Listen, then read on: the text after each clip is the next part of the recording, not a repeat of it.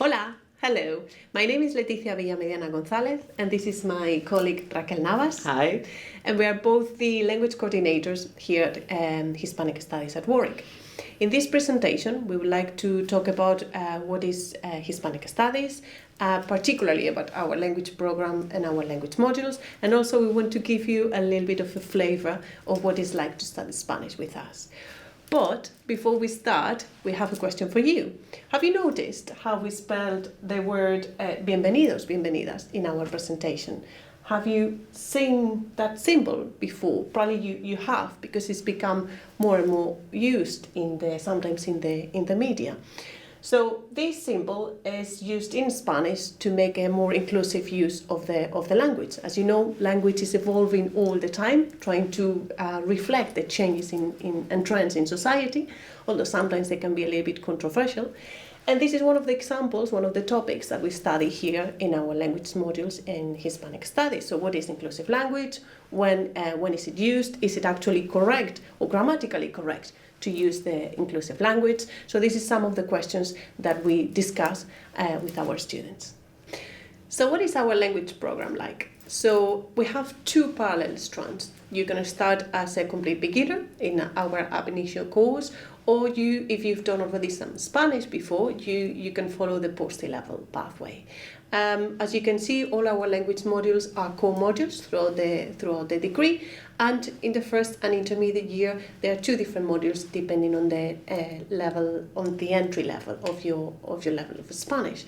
In the final year, after most of our students have spent the year abroad, they all come together in the same module, where the aim of this final year module is to achieve linguistic fluency, and also for our students to make a real and authentic, almost native use of the language. So now we just want to explain you a little bit more in detail how are structured our first two year language modules. So our post-A-level, Modern Spanish Language 1, students have 4 contact hours for classes, 4 hours every week. Translation, writing, grammar, and oral practice. Translation in and out of Spanish. In writing, we cover a lot of different types of text, from more academic and essay writing to more creative writing. And in the oral practice, all our tutors are native speakers. So students are immersed in the language from the very beginning. All our classes are taught in Spanish, and also in our oral classes, native speakers come from different parts of the Hispanic world. So students are exposed to different accents from the very beginning.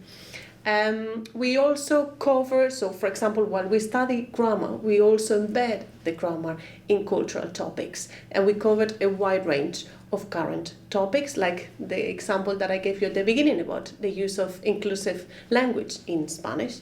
We use authentic materials from films, music, songs, podcasts, documentaries, journalistic articles, and we try to use innovative teaching and assessment methods in our modules. For example, in this post-A-level Spanish, Modern Spanish Language 1, apart from an exam, our students also have to complete an e-portfolio where they are free to write in Spanish about the language learning, where they can reflect about the exchange, the virtual exchange with Colombia, that we'll explain you now in a moment, and also where they can also do an audiovisual translation project where the student actually can choose the material they want to translate. It can be a song, it can be a podcast, it can be a video. So these are some of the examples that we have in this module. So if you have never learned Spanish before, you can start here with us as an ab initio student. We have Modern Spanish Language for beginners, where we start from scratch, and the students will exit with B1 level or almost A levels. So this module currently offers 5 hours a week, where all skills are combined, and it uses a different teaching. It uses different teaching methods and assessment to suit different needs. So, for instance, we use a video assessment and video feedback, and something which is very important is that even if it's a beginner's module, we always use authentic resources. For us, it's very important to connect the Spanish that you learn in the classroom with the Spanish in the real world, and that's why it also encompasses some culture in the language module, because this is the first contact that the students have with Spanish. You learn about Hispanic personalities or pragmatics. So we have a look at the use of the formal you and the informal you, when to use them, or the use of please and thank you, which is very different from what is used in English. So, for example, in Spanish we use it to express a distance with the speaker. For example, we have a look at things like intonation, which is very important in Spanish because we use imperative tense, for instance, for invitations and orders. You need to know if I am inviting you to eat or if I'm ordering you to eat. And this is just some of the few things that we have a look at in the Spanish beginners module. So far, we've talked about what we do within the classroom, but we also believe that the teaching and the learning of Spanish doesn't stay within the walls of the classroom and goes far beyond. So throughout the years, we have created different projects and activities so that our students can carry out practicing and learning Spanish outside. One of these projects is the virtual exchanges that I mentioned before, and that we have carefully created throughout the years with universities in Spain and Colombia. What we do is we pair our students with the students in these universities, and then they have to carry out different tasks and collaborative work.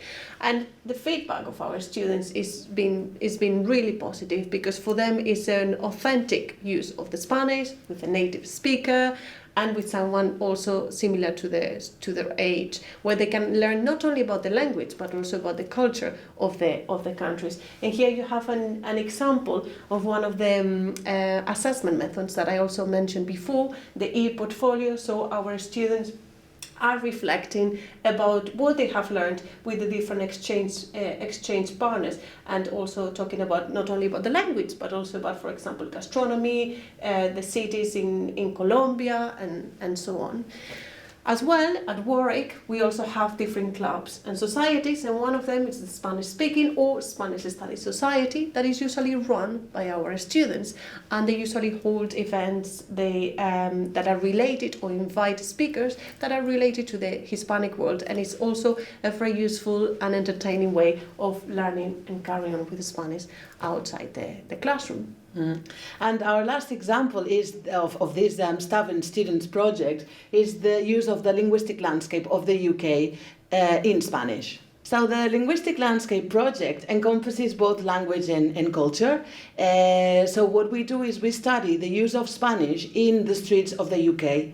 So we have asked our students to take pictures of anything that they see written in public spaces and to tweet about it, and then we discuss it in the classroom. So we have discussed issues around sociolinguistics. So for instance, the use of tapas as a lexical loan. So tapas is now a synonym of a small portion of any kind of food, as you can see here in this Asian restaurant.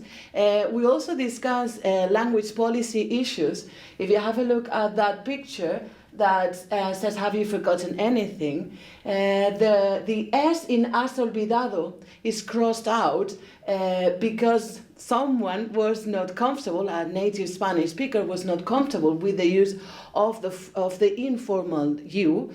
So it was crossed to reflect the use of the formal you. So we also discussed grammar, lexical and translation issues. So, for example, you see the translation of churros as waffle sticks. We've also looked at the different varieties of Spanish, the use of piso or suelo, etc. So if you want to have a look, this is our Twitter account. Please follow us if you like what you see. Our year abroad is quite flexible, so normally it takes between 8 and 9 months, and it could be in either year 2 or year 3. It's also possible to split the year between countries or even use the summers before and after, depending on the amount of languages that you're studying. And that will always be with the support from the School of Modern Languages, that we will support you before you go. We will have several briefing meetings, and while you're away, because you're always going to be in contact with the school, with the school's office, with the Year Abroad team, and with your personal tutor. So what do we offer here in Hispanic Studies?